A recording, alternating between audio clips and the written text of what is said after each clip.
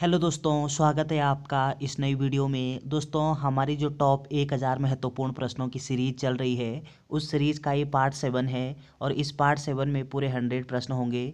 तो बिना देरी किए हम इन इम्पोर्टेंट सवालों को शुरू करते हैं। इससे पहले यदि आपने चैनल को सब्सक्राइब नहीं किया है तो चैनल को सब्सक्राइब करके बेल आइकन को प्रेस कर दें। चलिए, इस वीडियो का पहला प्रश्न है, ब्यूटीफुल गढ़वाल किसकी पुस्तक है? आपका सही उत्तर होगा रस्किन बॉन्ड की। अगला प्रश्न है, गढ़वाल समाचार का प्रकाशन किस वर्ष हुआ? तो गढ़वाल जो समाचार है इसका प्रकाशन 1902 में हुआ है। अगला प्रश्न है, बालेश्वर मंदिर कहाँ अवस्थित है? तो बालेश्वर जो मंदिर है ये आपके चंपावत में है। अगला प्रश्न है, उत्तराखंड का मून माउंटेन किसे कहते हैं? आपका सही आंसर होगा चंद्रशिला को। अगला सवाल है कि सविनय अवज्ञा आंदोलन का नेतृत्व उत्तराखंड में किसने किया था? तो जो सविनय अवज्ञा आंदोलन है वो आपके उत्तराखंड में गोविंद बल्लभ पंत के नेतृत्व में हुआ है। अगला प्रश्न है, उत्तराखंड में वन आंदोलन कब प्रारंभ हुआ? आपका सही उत्तर होगा 1977 और 78 में। ये प्रदेश स्तरीय वन संरक्षण के लिए क्या हुआ था? आंदोलन हुआ था, जिसको वन आंदोलन के नाम से जानते हैं। चलिए, अगला प्रश्न है कि दादा अम्मा उपनाम उपनाम किसका है? तो दादी अम्मा ये जो उपनाम है ये किसका है? आपका सही आंसर होगा गौरा देवी का। अगला प्रश्न है, मोतीचूर अभ्यारण्य कहाँ स्थित है? आपका सही उत्तर होगा हरिद्वार में। अगला प्रश्न है, झिलमिल गुफा कहाँ है? आपका आंसर होगा पौड़ी में। अगला प्रश्न है, पानी राखो आंदोलन कहाँ हुआ था? तो पानी राखो आंदोलन, ये आंदोलन भी पौड़ी में हुआ था, ये आपको ध्यान रखना है। चलिए, अगला प्रश्न है कि अल्मोड़ा में अछूत शिल्पकार सम्मेलन कब हुआ था? तो अल्मोड़ा में जो शिल्पकार सम्मेलन है ये कब हुआ था? आपका आंसर होगा 1925 में। अगला प्रश्न है, कुमाऊनी भाषा की कितनी उपबोलियां हैं? तो कुमाऊँ भाषा की 8 उपबोलियां हैं, ये पॉइंट आपको ध्यान रखना है। अगला प्रश्न है, बसंत के आगमन पर कौन सा त्योहार मनाया जाता है? आपका आंसर होगा फूलदेई। अगला प्रश्न है, महात्मा गांधी ने पहली बार ऋषिकेश और हरिद्वार की यात्रा कब की? आपका आंसर होगा कि महात्मा गांधी के द्वारा सबसे पहले ये आपकी 1915 में की गई है। अगला प्रश्न है कि किस फॉर्मूले के अंतर्गत उत्तराखंड को विशेष राज्य का दर्जा प्राप्त हुआ? आपका सही उत्तर होगा कि गॉडगिल फॉर्मूला के अंतर्गत। अगला प्रश्न है, शीतकाल में माँ गंगा की डोली को किस गांव में लाते हैं? अर्थात यानी शीतकाल में गंगा मंदिर अर्थात गंगोत्री के जब कपाट बंद होते हैं तो शीतकालीन में पूजा कहाँ पे होती है? आपका आंसर होगा मुखवा में। अगला प्रश्न है, गुरु राम राय देहरादून कब आए? आपका उत्तर होगा 1699 ईस्वी में गुरु राम ये देहरादून में आते हैं। अगला प्रश्न है कि नदी वेदिकाओं पर कौन सा नगर स्थित है? आपका सही उत्तर होगा श्रीनगर। अगला प्रश्न है, लाटू देवता का मंदिर कहाँ है? आपका आंसर होगा चमोली में। अगला प्रश्न है, रुड़की स्थित पिरानकलियर शरीफ में किसकी मजार है? आपका सही उत्तर होगा किस अली अहमद साबिर की। अगला प्रश्न है, किस जनजाति में मौसमी प्रवास का प्रचलन है? तो मौसमी प्रवास का प्रचलन ये किस जनजाति में है? आपका आंसर होगा भोटिया जनजाति। अगला प्रश्न है कि कोल्टा जनजाति कहाँ पाई जाती है? आपका सही उत्तर होगा कि ये यमुना घाटी में पाई जाती है कोल्टा जनजाति। चलिए, अगला प्रश्न है, मासू देवता जिन्हें महाशिव के रूप में भी जानते हैं किस जनजाति के देवता हैं? आपका सही उत्तर होगा जौनसारी। अगला प्रश्न है कि मालनाथ देवता किस जनजाति के प्रमुख हैं? आपका सही उत्तर होगा राजी जनजाति के। अगला प्रश्न है, गढ़वाल का सबसे प्राचीन गीत क्या है? आपका आंसर होगा मांगल गीत, ये गढ़वाल का सबसे प्राचीनतम गीत माना जाता है। अगला प्रश्न है, बेगार आंदोलन किसने चलाया था? आपका सही उत्तर होगा बद्रीदत्त पांडे के द्वारा। अगला प्रश्न है कि राम महिमा वर्णन किसकी कृति है? तो राम महिमा नामक जो वर्णन है ये किसकी कृति है? आपका सही उत्तर होगा कि ये आपकी गुमानी पंत जी की कृति है। अगला प्रश्न है, विषकन्या किसकी कृति है? आपका सही उत्तर होगा शिवानी की कृति है। अगला प्रश्न है, पाकिस्तान के पहले प्रधानमंत्री की पत्नी थी और पाकिस्तान की पहली महिला राजदूत और गवर्नर रही, वो कौन थी? आपका सही उत्तर होगा आयरन पंत को। अगला पॉइंट आपको क्या ध्यान रखना है कि आयरन पंत को पाकिस्तान की ये क्या थी? पाकिस्तान की पहली महिला राजदूत और गवर्नर भी रही थी। चलिए, अगला प्रश्न है, सुंदरलाल बहुगुणा जी का जन्म कहाँ हुआ था? तो सुंदरलाल बहुगुणा का जन्म होता है आपके टिहरी में। अगला प्रश्न है कि किसने शराब के नाम पर चल रही टिचरी का विरोध किया था? आपका सही उत्तर होगा टिचरी माई का। टिचरी मायने। चलिए अगला प्रश्न है, कुमाऊनी और गढ़वाली भाषा किस पहाड़ी के अंतर्गत आती है? आपका सही उत्तर होगा मध्य पहाड़ी के अंतर्गत। अगला प्रश्न है, बचेंद्री पाल ने माउंट एवरेस्ट पर झंडा कब फहराया था? तो किस वर्ष फहराया गया था? आपका आंसर होगा 1984 में। अगला प्रश्न है, शैलेश मटियानी का जन्म कहाँ हुआ? आपका आंसर होगा अल्मोड़ा में। अगला प्रश्न है, जागेश्वर मंदिर किस नदी के किनारे है? आपका सही उत्तर होगा जटागंगा नदी के किनारे। अगला प्रश्न है, बागी टिहरी किसकी रचना है? आपका सही उत्तर होगा विद्यासागर नौटियाल जी की रचना है। कौन सी? बागी टिहरी। अगला प्रश्न है, लेखक की रोटी किसकी रचना है?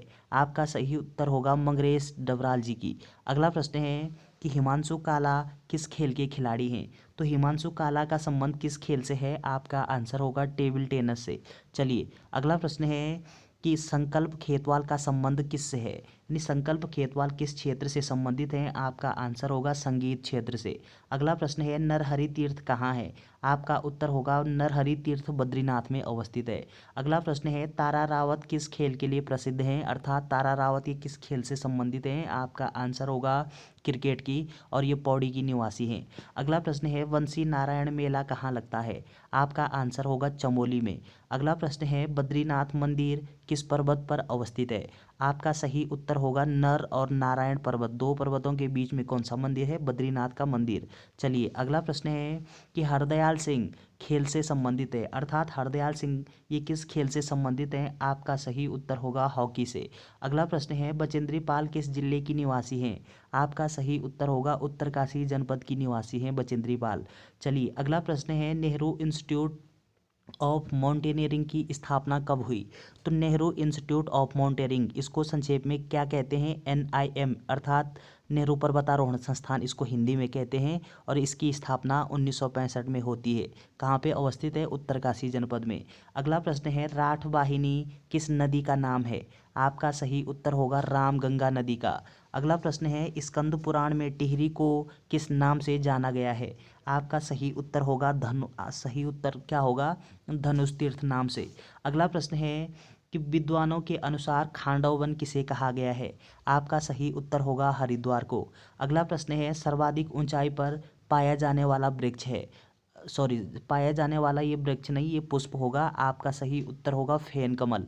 अगला प्रश्न है, पंडित गोविंद बल्लभ पंत राजकीय संग्रहालय कहाँ अवस्थित है? आपका सही उत्तर होगा अल्मोड़ा में। चलिए अगला प्रश्न है कि गैरसैंण के निकट किस नदी का उद्गम है? आपका आंसर होगा रामगंगा नदी का। अगला प्रश्न है, आधुनिक हरिद्वार की नींव किसने रखी थी? आपका सही उत्तर होगा मान सिंह ने। अगला प्रश्न है, उत्तराखंड में कितने प्रकार के नदी समूह पाए जाते हैं? आपका आंसर होगा 3 प्रकार के। अगला प्रश्न है, मोहन उप्रेती कौन है? आपका सही उत्तर क्या होगा कि मोहन उप्रेती ये सुप्रसिद्ध रंगकर्मी हैं। चलिए अगला प्रश्न है कि देवर भाभी के प्रेम पर आधारित गीतमय नृत्य कौन सा है? आपका सही उत्तर होगा बो सरेला। अगला प्रश्न है, महात्मा गांधी ने अनासक्ति योग टीका कहाँ लिखी थी? आपका सही उत्तर होगा कौसानी में। अगला प्रश्न है, कत्यूरी समय में तहसील स्तर की इकाई को क्या कहते हैं? आपका उत्तर होगा करमात कहते हैं। अगला प्रश्न है कि उजली होली का संबंध किस से है? आपका सही उत्तर होगा कि ये आपके थारू जनजाति से संबंधित है। अगला प्रश्न है, हिडिंबा धाम किस जिले में अवस्थित है? आपका सही उत्तर होगा चंपावत में। अगला पॉइंट क्या ध्यान रखना है कि हिडिंबा मंदिर कहाँ पे है? चंपावत में। चलिए अगला प्रश्न है, जसपाल राणा कहाँ के निवासी हैं?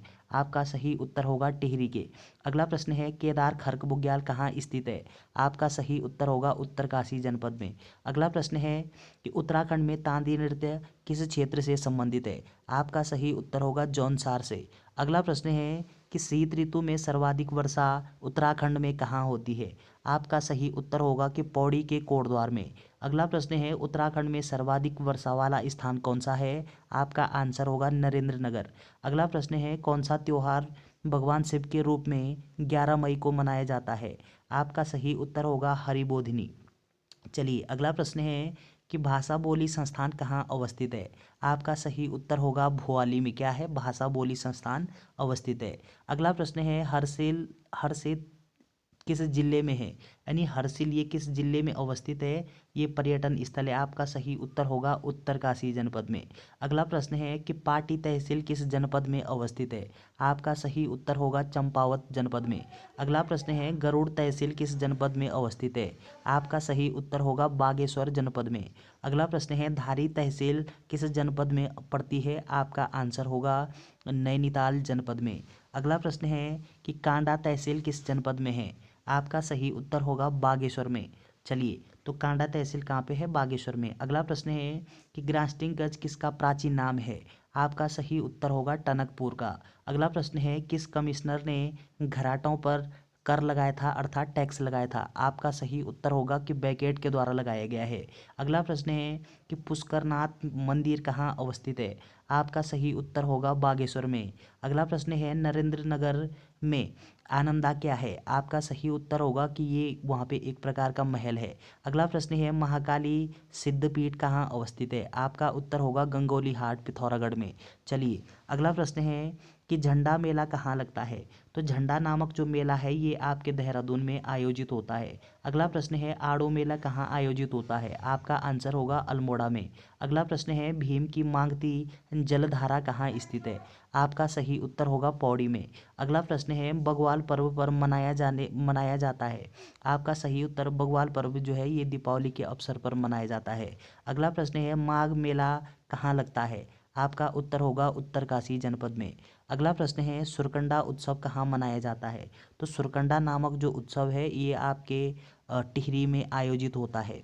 अगला प्रश्न है कि उत्तराखंड में अटल आयुष्मान योजना कब शुरू हुई, तो अटल आयुष्मान नामक जो योजना है ये योजना 25 दिसंबर 2018 में उत्तराखंड में शुरू होती है।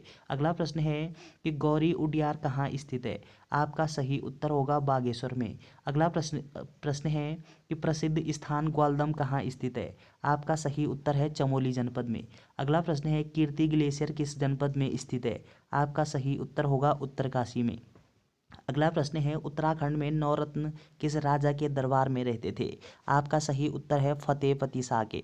चलिए, अगला प्रश्न है उत्तराखंड का कौन सा पकवान दक्षिण भारत से आया, तो दक्षिण भारत से उत्तराखंड में कौन सा पकवान आया है, आपका सही उत्तर होगा अरसा, ये बहुत फेमस है उत्तराखंड में। अगला प्रश्न है श्री हरि कीर्तन सभा की स्थापना नैनीताल में कब हुई थी, तो किस वर्ष होती है, आपका सही उत्तर होगा कि 1940 में नैनीताल में क्या होती है कि श्री हरि कीर्तन सभा की स्थापना होती है, गठन होता है।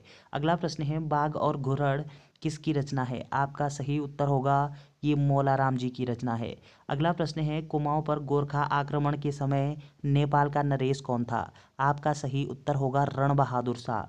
अगला प्रश्न है कि द्रोण गुफा कहाँ स्थित है, तो द्रोण नामक जो गुफा है ये कहाँ पे अवस्थित है, आपका आंसर होगा देहरादून में। अगला प्रश्न है उत्तराखंड के प्रथम वकील जिन्होंने चंद्र सिंह गढ़वाली का मुकदमा लड़ा था वो कौन थे, आपका आंसर होगा बैरिस्टर मुकंदी लाल। अगला प्रश्न है राज्य में नई कृषि नीति ये कब जारी की गई थी, आपका सही उत्तर होगा वर्ष 2011 में। अगला प्रश्न है जमरानी बांध परियोजना किस जिले में है, तो जमरानी परियोजना ये किस जनपद में अवस्थित है, आपका सही उत्तर क्या होगा कि जमरानी जो परियोजना है ये आपके नैनीताल जनपद में अवस्थित है। अगला प्रश्न है टिहरी जल विद्युत परियोजना को इसको राष्ट्र का गांव की संज्ञा भी दी गई है और राष्ट्र को ये समर्पित कब हुई है टिहरी जल विद्युत परियोजना, आपका सही उत्तर होगा 30 जुलाई 2006 को। अगला प्रश्न है यानी प्रथम चरण। अगला प्रश्न है कि खटीमा जल विद्युत गृह का निर्माण कब किया गया था, आपका सही उत्तर होगा 1955 में। अगला प्रश्न है उत्तराखंड जल विद्युत निगम की स्थापना कब हुई थी, आपका सही उत्तर होगा वर्ष 2001 में। अगला प्रश्न है गढ़वाल का महाराणा प्रताप किसे कहते हैं, तो गढ़वाल का महाराणा प्रताप नाम से हम किसको जानते हैं, आपका सही उत्तर होगा कप्फू चौहान को। तो चलिए दोस्तों, ये उत्तराखंड जीके से संबंधित 100 महत्वपूर्ण प्रश्न थे। वीडियो अगर आपको अच्छी लगती है तो चैनल को शेयर एंड सब्सक्राइब करना ना भूलें। Thanks for watching.